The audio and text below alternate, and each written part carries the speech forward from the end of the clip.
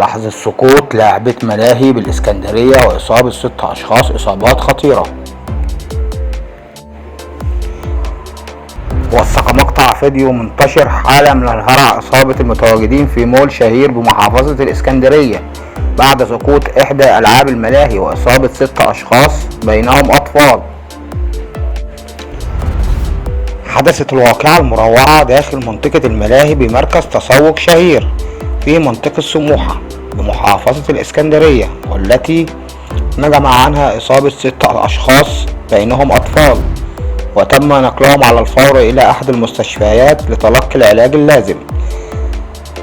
تداول مستخدمي مواقع التواصل الاجتماعي صور ومقاطع فيديو وثق سقوط اللعبة وسط حالة من الذعر والصدمة على وجود المتواجدين في مكان الحادث، الذين حاولوا بعضهم الفرار من المكان، بينما حاول البعض الآخر رفع اللعبة ومساعدة المصابين المحاصرين بها.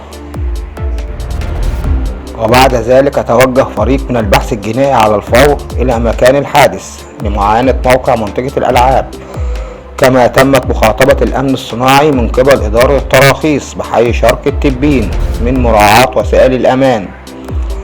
وتحفظت جهاز التحقيق على كاميرات المراقبة بالمكان وجري كشف جميع ملابسات الواقعة. توجهت أيضا سيارات الإسعاف وقوات الأمن لمحل الواقعة وتم فرض كارديون أمني حول المنطقة. وبدأت نيابة منطقة سيدي جابر تحقيقاتها الموسعة في الحادث وملابساته. وكشف مصدر طبي بالإسكندرية في تصريحات لموقع اليوم السابع عن أسماء المصابين البالغ عددهم 6 أشخاص، وهم عبد العليم محمد عبد العليم عامل بالملاهي، عبد الرحمن عصام محمد عبد الرحمن عامل بالملاهي، يمن عصام محمد عبد الرحمن، وإسراء أشرف، وأسماء عماد أحمد.